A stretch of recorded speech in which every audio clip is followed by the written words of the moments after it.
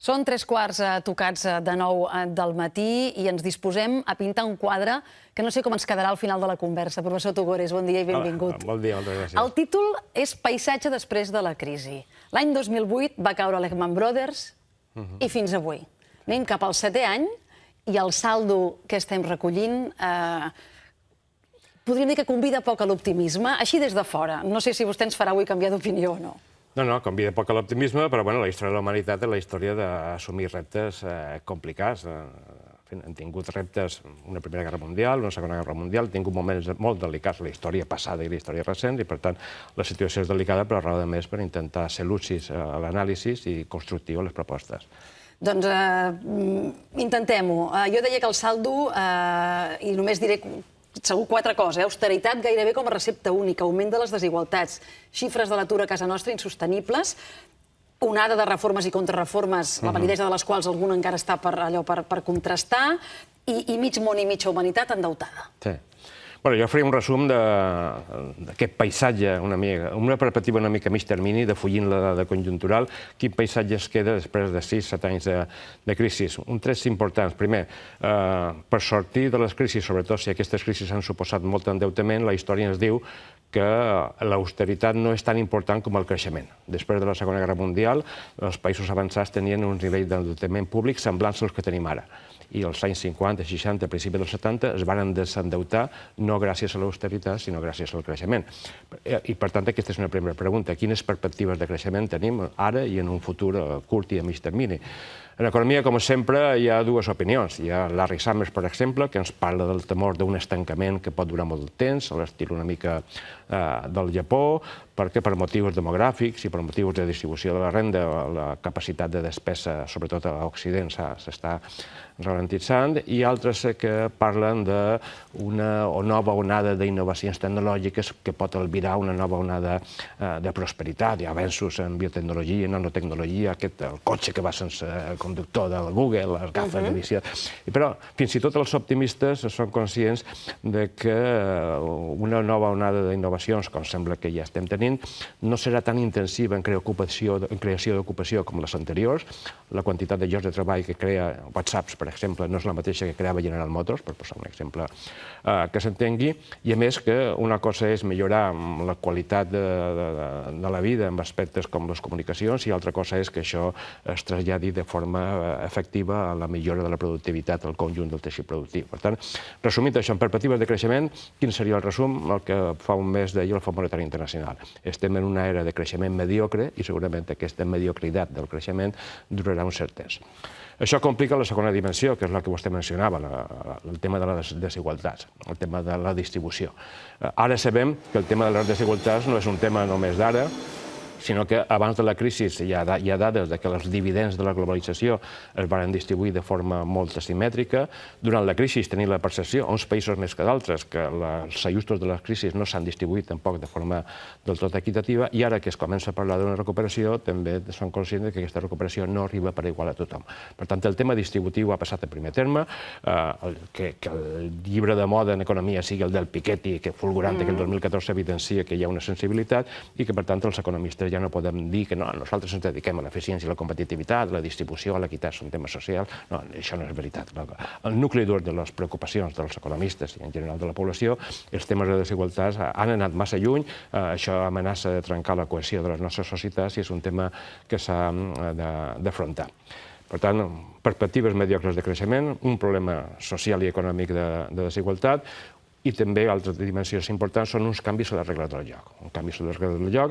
Ara sabem que un dels motius que ens va portar la crisi va ser unes desregulacions al sector financer que es van posar als anys 30, bàsicament, com van començar als Estats Units als anys 30 com a conseqüència de la gran crisi de llavors. Les regulacions van posar una mica d'ordre per evitar abusos, per evitar excessos. Als anys 80 i 90 es va fer servir aquella famosa clàusula. No, ara és diferent, ara ja sabem, ara ja no fan falta aquests corsets per desregular. Això ha portat una sèrie d'excessos. excessos i aquest mal funcionament del sistema financer no s'ha reparat del tot. Els nivells d'endeutament continuen sent elevats. Diguin el que diguin les entitats financeres, l'aixeta del crèdit continua més tancada del que seria raonable i, a l'hora de la veritat, l'asimetria en la distribució de la renda que parlàvem fa un moment, més concentrada en els poderosos, fa que els seus lobbies tinguin més incidència sobre la presa de decisions fiscals, etc., que fan que la sortida de la crisi sigui amb unes regles que no són percebudes com equitatives. I a nivell internacional, òbviament, tenim el tema que, com altres crisis importants al llarg de la història, sortirem de la crisi, estem sortint de la crisi, amb una distribució del poder econòmic i del poder polític molt diferent. Europa i Estats Units van a la baixa, les economies emergents, bàsicament del Pacífic, van a l'alça, i això, que seria un tema de coses que passen a la vida, té implicacions socials i polítiques, perquè qui mana el món no només exporta mercaderies o exporta capitals, sinó exporta valors, exporta modes, formes de concebre el món. I, la forma de concebre durant els darrers 100-150 anys, el format occidental ha estat el dominant. Ara tenim que hi ha països que pugen molt i que tenen una concepció del que són els drets humans o la democràcia o els compromisos que aquí anomenem estat del benestar diferents del que tenim nosaltres. I, per tant, aquests canvis en l'hegemonia poden portar aquí d'aquí uns quants temps la forma d'entendre la democràcia o l'estat del benestar no sigui la que estem acostumats.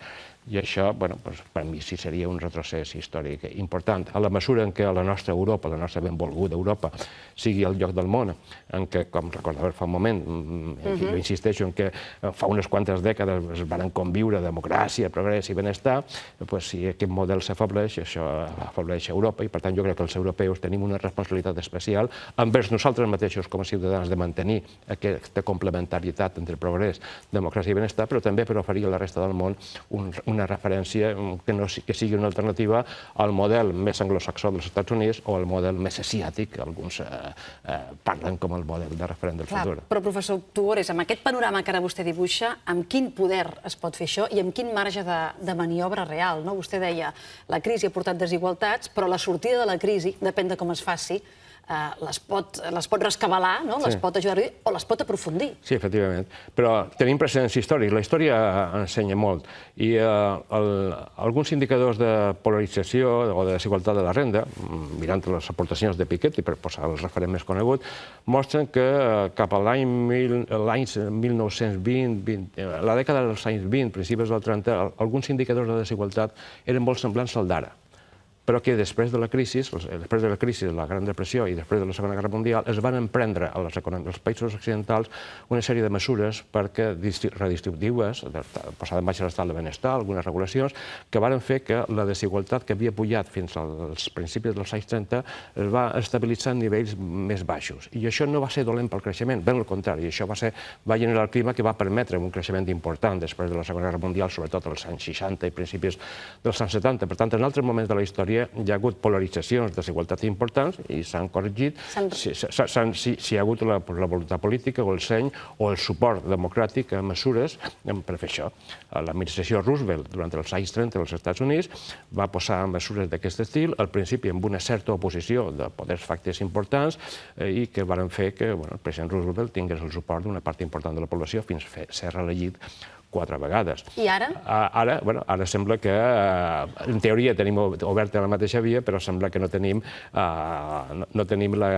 ens costa traslladar als debats polítics el mateix seny o la mateixa lucidesa que s'hi van tenir en altres moments de la història. Jo crec que des d'aquest punt de vista Europa podria ser un referent perquè Europa és el que té més a perdre, de fet ho estem perdent una mica, estem quedant endarrerits, però potser l'alçada de mires que tenien els líders polítics que van fer la integració europea, que van decidir que no es barallaríem més al camp de batalla, sinó que cooperaríem al terreny econòmic, aquest missatge sembla que ara ho estem oblidant, els nostres dirigents europeus ho estan oblidant i estan emfatitzant picabaralles com les que tots coneixem entre els països del nord i els països del sud. Això és un retrocés important per a Europa i algú hauria de tenir autoritat moral i la ciutadania hauria donar suport a una recuperació dels valors inicials de la integració europea. Clar, ara vostè parlava d'Europa i aquesta Europa del nord i aquesta Europa del sud. La moneda, que durant un temps va ser un motiu d'unió, un motiu de projecte comú, sembla que arribi un punt que si aquesta unió no es consolida en la resta d'aspectes, serà un motiu de divorci. Sí, jo he fet servir l'expressió que Europa és un continent separat per una moneda comuna, parafrasejant el que diuen alguns que Anglaterra i Estats Units són països separats per un idioma comú. Jo crec que Europa, com vostè ha dit molt bé, varen fer la integració monetària per tenir un element molt quotidià, que tothom portés a la butxaca, d'identificació, d'un sentiment de pertànyer a una mateixa comunitat. Ho hem gestionat amb certs errors, amb certa ingenuïtat, i ara aquesta ha portat a una amplificació de simetries entre nord i sud, per simplificar, i que amenaça com separar-nos. Ara ho intentem arreglar, però potser no amb la velocitat ni la generositat suficient. Parlar de mesures concretes. Efectivament, a Europa sembla que hi hagi una guerra no declarada entre països creditors i països deutors. Europa té un deute sobre ella mateixa que sembla impossible de pagar o de retornar en condicions normals. Quan algú diu el deute s'ha de reestructurar, si se pot fer alguna quitança, això és una proposta viable, professor Tugores? Això pot arribar a passar? El deute s'ha de reestructurar. Hi ha formes dràstiques i formes informals però eficients de fer-ho. Una intervenció més decidida del Banc Central Europeu, per exemple, en matèria de deutes, el que històricament en altres situacions semblants ha portat altres bancs centrals han nascut per això. Per tant, hi ha mecanismes pragmàtics, no traumàtics, per anar resolent el tema del deute. Hi ha un precedent molt clar per Europa, que és no gaire conegut, en l'àmbit dels especialistes es parla, però em sembla una cosa allunyada, però jo crec que hi ha lliçons importants, que és el que va passar als Estats Units quan van posar la seva moneda única, el dòlar. En contra del que de vegades es pensa, els Estats Units no té el dòlar com a moneda única des del principi, des de la declaració d'independència, sinó el té des de la Constitució. Al principi hi havia una pluralitat de monedes i això va ser un desgavell. Quan es va aprovar la Constitució dels Estats Units tenir una moneda comuna, el llavors secretari del Tresor, el senyor Hamilton, va tenir molt clara una cosa que els europeus haurien de prendre, i és que una moneda comuna només pot funcionar bé si té un deute federalitzat, un mercat de deute públic més o menys compartit, eurobons o quelcom semblant, si té alguns ingredients d'unió fiscal i si té alguns ingredients d'unió bancària. Per tant, que jo anomeno la doctrina Hamilton, que es va aplicar als Estats Units, era que una moneda única era una de les 4 potes d'una integració econòmica. Aquí a Europa, en fet, estem intentant fer la unió bancària, però de posar en comú peces de fiscalitat i de posar en comú peces de federalització del deute. Es va molt a poc a poc. Sí. Clar, al final, fins i tot hi ha l'anècdota que el principal problema que va tenir el Hamilton als Estats Units per fer-ho era que els estats dels Estats Units, els estats originals, van sortir de la seva guerra a la independència amb una situació fiscal molt diferent. Uns pràcticament en fallida i altres més bé. I els que estaven més bé es van negar al principi a acceptar una federalització del deute perquè nosaltres també no volem rescatar els que estan malament.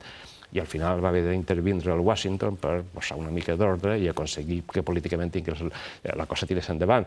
La pregunta que ens hauríem de fer és qui és el Hamilton europeu que té lucidesa per fer això i sobretot qui és el Washington o la Washington europea que té poder per dir si anem per aquesta via o no. És un tema més polític que econòmic. La doctrina Hamilton la tenim escrita des de fa més de 200 anys.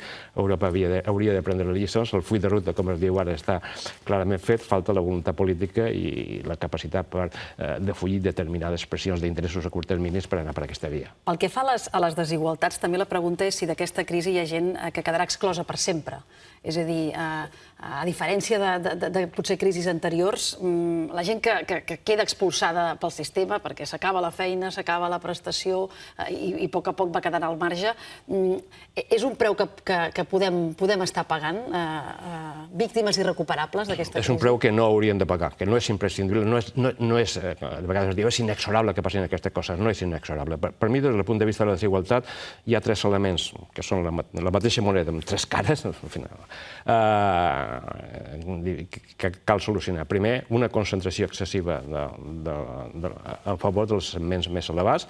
És bo que hi hagi incentius per enriquir-se, això és bo, els éssers humans som així, però quan aquesta concentració arriba massa lluny i al final aquests sectors tenen poder per influir sobre el poder polític més del raonable, les coses no acaben bé. Segon, el que vostè diu, l'exclusió d'una part important de la nostra societat a nivells que són èticament i socialment, però també en termes d'eficiència econòmica inacceptables. I la tercera, també cal recordar-ho, i és que les classes mitjanes, les àmplies classes mitjanes, tenen un nivell de... s'estan deteriorant la seva situació, s'estan empobrint, estan desorientades, no tenen ja aquelles perspectives de millora per a ells i pels seus fills, i per tant això, des del punt de vista del desànim col·lectiu, de les perspectives negatives, de veure el futur amb més pessimisme, això tampoc és bo. Per tant, necessitem unes polítiques, necessitem afrontar el tema de la distribució de la renda, potser recuperant algunes mesures redistributives que vàrem abandonar als anys 80-90 a nivell internacional sota l'eslògan, no, ara no és necessari, aquesta vegada és diferent, ja no fa falta determinats mecanismes, són millors pel creixement.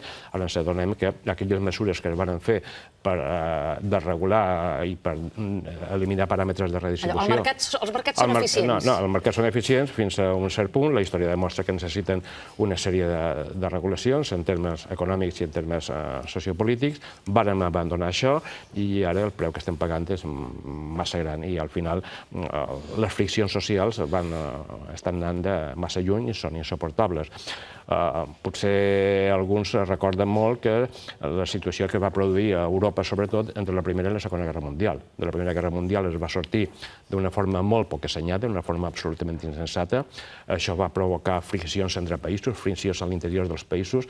Entre la Primera i la Segona Guerra Mundial van tenir un escenari aquí a Europa de baix creixement i increments de les desigualtats, sospitosament semblant del que tenim ara, i la cosa va acabar malament. Hauríem de ser capaços d'aprendre les lliçons de la història. I algunes són fàcils. Després de la Segona Guerra Mundial, les polítiques redistributives, l'estat del benestar va tenir altres paràmetres més constructius, més de trobar equilibris raonables, més de buscar complementaritats més que contraposicions, i això va portar una onada de creixement que pels preocupats per les finances públiques va servir també per desendeutar les economies occidentals. Per tant, si mirem les lliçons de la història, podem aprendre en negatiu el que cal evitar i en positiu referències interessants per veure quins marges de maniobra tenim. Sí, professor, si li faig posar la lupa en el context català i també en l'espanyol, l'atur, aquest atur disparat, com a fet diferencial justament de molts de la resta de països d'Europa, quina és la sortida? És a dir, aquí, quins són els nostres punts febles, els nostres punts dèbils i sobretot el tema de l'atur, amb un creixement, és a dir, amb una disminució tan lleu cada mes que, en fi,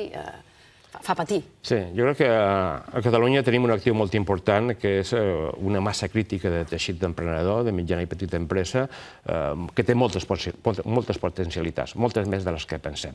En aquests darrers anys de crisi, l'única font pràcticament de bones notícies era el sector exterior, les exportacions. En aquestes exportacions hi havia empreses grans, però hi havia una massa crítica molt important d'empreses mitjanes i petites, moltes vegades que no tenen la projecció mediàtica que tenen les grans o que no tenen la repercussió o la capacitat d'influència sociopolítica. Jo crec que aquest és un actiu que hauríem de cuidar amb molt de cel. Primer perquè Catalunya històricament és bona, el seu teixit emprenedor de mitjana i petita empresa.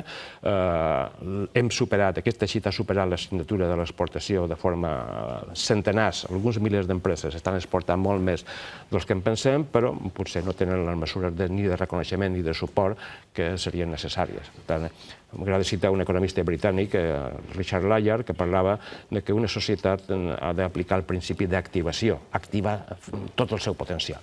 I per nosaltres el principal potencial a activar és treure tot el profit que tenim del teixit de petita i mitjana empresa, que d'altra banda no només és la font de cohesió territorial i social important, sinó que és la forma de creació de llocs de treball que necessitem. Tot això en què es tradueix amb un eslògan que els polítics repeteixen però no apliquen, que és el canvi de model productiu.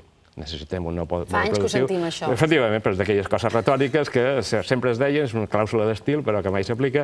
Necessitem un nou model productiu que reconeixi que les grans empreses al món global són necessàries, però que la riquesa que aporten la mitjana i petita empresa és absolutament cabdal. Hi ha països com Àustria, com Alemanya, fins i tot com Suïssa, que tenen una massa crítica de petita i mitjana empresa, Dinamarca, països que es posen de vegades com referència per Catalunya, que tenen grans empreses, però que si Alemanya, amb 80 milions d'habitants, disputa els primers llocs del rànquing d'exportadors, la Xina i els Estats Units, no és perquè hi hagi 10 o 20 grans empreses, és perquè hi ha uns quants milers de petites i mitjanes empreses que fan molt bé la seva feina, el que els alemanys s'anomenen el Mittelstand, aquesta massa crítica d'empreses mitjanes i petites. A Catalunya tenim un potencial molt important en la petita i mitjana empresa. L'hem de mimar molt més, l'hem de potenciar potenciar molt més, l'hem de cuidar molt més i és l'actiu més important per fer efectiu aquest canvi de model que necessitem com l'aigua de pluja. Ara estem, professor Tugores, en la fase escarmentada, no? En la fase això no ens pot tornar a passar. És realista pensar-ho? És a dir, hi ha manera de blindar-se, no sé si contra l'ànima humana, que segurament al final és el que ens porta allò a una crisi darrere l'altra, cíclicament al llarg de la història? Hauríem de prendre les lliçons de la història, hauríem d'estar blindats, però hi ha símptomes preocupants. Almenys tenim ja els símptomes i algú en parla. Per exemple, el darrer informe d'estabilitat financera que el mes passat va presentar el Fons Monetari, per tant, des de l'ortodòxia, l'eslògan de la presentació d'aquest informe era parlar d'un nou desequilibri global, i el nou desequilibri era que torna a ser més fàcil guanyar diners ràpidament el sector financer que l'economia productiva. Això ens sona? Això és el que el Fons Monetari Internacional. No és sospitós. No és sospitós. El Fons Monetari Internacional diu que és un motiu de preocupació.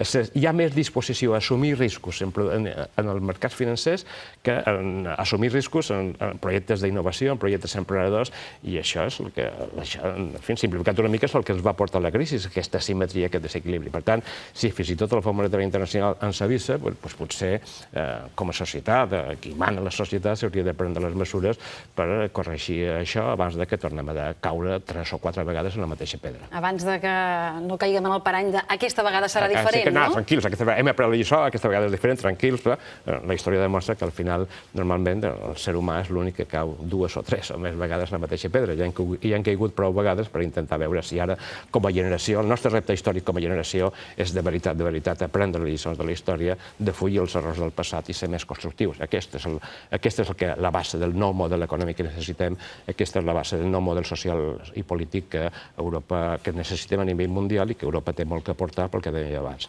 Aquesta referència europea d'haver assolit en el passat, i esperem que en el futur, la combinació, la complementarietat entre democràcia, progrés i benestar és una fita històrica que Europa no hauria de renunciar. Ni per picabaralles internes ni perquè hi hagi altres models alternatius. Jo darrerament he parlat amb gent de països en desenvolupament, de països emergents, que es diu, no, és que nosaltres, pel nostre país, ens fixàvem en Europa, volíem ser com Europa, volíem un creixement raonable, una democràcia política raonable, un estat del benestar important. Però, clar, nosaltres, des de països d'Amèrica Llatina, nosaltres veiem Europa, era el nostre referent, però ara veiem el que estan haciendo ustedes, veiem el que fan els xinesos i els americans i dubtem si el model europeu...